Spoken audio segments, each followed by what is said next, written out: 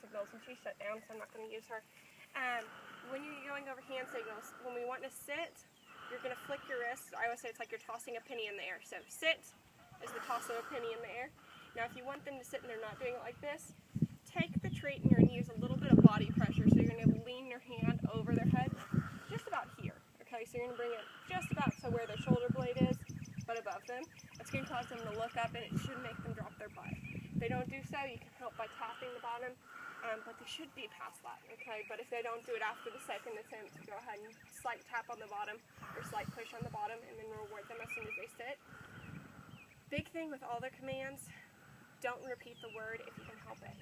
So, a dog like Roscoe, he knows if a handler doesn't know what it's doing. So, rule with Roscoe, and the same thing applies to her, but it's more prevalent with Roscoe, is you want to say, sit, and not say the word again. You're going to stand there and wait for him to do so. And you're going to hold the leash tight enough that he really doesn't have anywhere to go until he sits. As soon as he sits, he gets his treat, he gets his praise. If he doesn't sit, you bring your hand closer, you step into him, and you wait until he sits. But don't repeat it. Because if you go, sit, sit, sit, he goes, I didn't have to listen to you. And he's going to leave. Yep. He understands that if you repeat yourself, you don't know what you're doing. So one time's all he needs. So sit, if he doesn't do that, you can lean into him and then proceed by pushing his bottom down if you have to. For down, it's simply the pointing to the ground for a down. So if I want a down, I'm just going to point in front of them. Both of them, because they're kind of new, I still like them to sit first, so I'll normally sit and then ask for a down, just because it's easier for them than a standing down. A stay is the hand in a stop signal. Now if the dog's laying down, it's easier to use the stop signal this way. But if they're a distance away from you, you can use the stop signal this way, okay? So it's just literally the flat of your hand is their stay. Okay. If they start to shift their weight in the stay, you should immediately correct them. I can use a small correction sound like, stay, to correct them into that stay. But you should only use that if they're breaking. Never just say that when they're in their stay. I see a lot of people who go, stay, stay, stay, stay, stay. That's not needed. So with Roscoe, I was able to put him in down, stay on this mat, and walk her all the way around the field doing chores for 10 minutes, and he never needed me to correct him. So he knows what stay means. Okay. So you just need to tell him, stay, and if he starts to try to push you by getting back up, correct him, stay. And he should get back into it. For leash walking, they're expected to heel on your left-hand side. The rule is they're not supposed to get past your knee, okay? Now their head is, but their shoulder isn't, so the shoulder should be even with your knee. So when you're walking, stay heel, I normally loop the leash like reins. Okay, I showed you guys how I did that. Loop the leash like reins, stay heel, and move forward. If they start to get in front of you, you're going to say the word slow, you mean to slow down, and come to an abrupt stop. It should almost jerk them to a stop, but without you actually jerking on it. As soon as they look up at you, continue. Heel, start going again. They get in front of you, say slow, jerk to a stop, okay? I want them to quickly get the idea that we will not move forward unless they're healing. As far as walking in public, both of them do phenomenal in public, almost better than they do not in public. So with Roscoe, I took him into just about every store I could take him in, Home Depot, Lowe's, Tractor Supply, Bass Pro Shop, Academy. I mean, he went everywhere with me. And I went to a couple of the stores as well. And in the stores, it's just a heel. And then when I stop, I make them sit. They sit every time I stop, and they get their ears pat while I'm stopping. Yep. And then if they get distracted, I just simply say, leave it.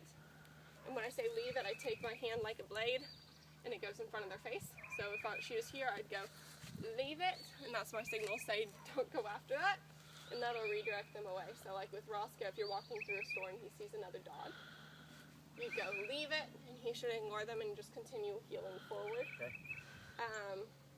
Another thing is leash pressure really, really matters. So the biggest rule is when you're walking, there should be 0 leash pressure. If you're walking with any pressure on that leash, you're actually teaching and conditioning them to pull, because they're learning tension equals walking. Right. Okay? So if there's any tension, even slight, you should stop. My rule is I normally loop the leash over my pinky and have it rest on my pinky. And the moment it starts to slide off my pinky, I stop, because I want 0 tension on that leash. Yep. Now if you're wanting to correct them, I would say it's like a horse with reins. The correction should literally be just the movement of a finger back, because they're so used to no tension that just the sudden one shift to slight tension is enough to correct. So if they're too far in front, we go slow. Slight tension is all we need, no jerking. Same thing for sit. If they're having trouble with the sit, you can give a slight tension on the leash just to get their attention. But other than that, you don't want to yank on that leash. Especially with Maya, any kind of overforce will shut her down quickly. Yep. So we have to be very careful. That's why she started shutting down when I was holding onto the leash trying to get you to move forward. She just shut down. It was too much tension for her. And then as far as getting them used to people, so with Maya, I want her to get more comfortable with the family. So the reason she's not responding to them is because she's still nervous around them. Yep. So what we want to do is, first off, tell the boys if they want to wrestle with the dog, they will wrestle with Roscoe. Right. They can wrestle with Roscoe all day long. He's happy to wrestle, so he's fine with that. Maya will get to the point of wrestling because she loves to wrestle with me, but not yet. Yep. So wait for her to wrestle or initiate the wrestling. Also tell them not to go to her to pet her. Instead, ask her to come to them. It's best if you actually ignore her and just hold your hand out to the side like this. If you look at a dog, this is actually intimidation. They see you as a dog hovering over them, so it's intimidating. But if we go like this, it's not. Also, if they lower themselves, it's less intimidating. And then above all, just tell them not to use sharp or hard tones with her. Yep. While she's learning to accept them. Yep. Loud voices. Yeah. Yep. No loud voices. Right. Everything needs to be very soft, very friendly. And ask them to take her on walks. Yep. Tell them to just grab her leash and walk around the field or walk around the neighborhood. But take her on walks. The more they just walk her, the more positively she'll start to see them. And with Roscoe, he is a high energy dog. He needs a minimum of 2 walks a day to keep him in control. So with me, he had to go, we did agility in the morning, where I'd run him on the agility course, and then we would go walking around stores for an hour or so. Yep. So the more energy he gets run out, the better he works. If you take him right out of the cage after he's been in a cage for a day, it takes him probably about 45 minutes to get under control again. So he needs that continuous work. Yep. And with her, she's going to get that way as soon as she gets her confidence up. Right. But as of right now, just as long as she's getting 1 walk a day and she's getting her positive attention, she'll do good. Those are all the hand signals I worked with them. As far as her food, she eats in her crate. I don't know if you put her food in a dish, but I just put her food on the bottom of the crate. So it wasn't in a dish. Sometimes dishes can scare dogs who are afraid because their collar tag will hit against it and make a chiming noise.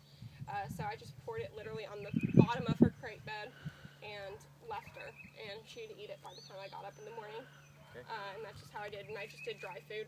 I didn't even bother giving her the canned food because I didn't want her turning her nose up to the dry because the can was better. Yep. I think that's everything.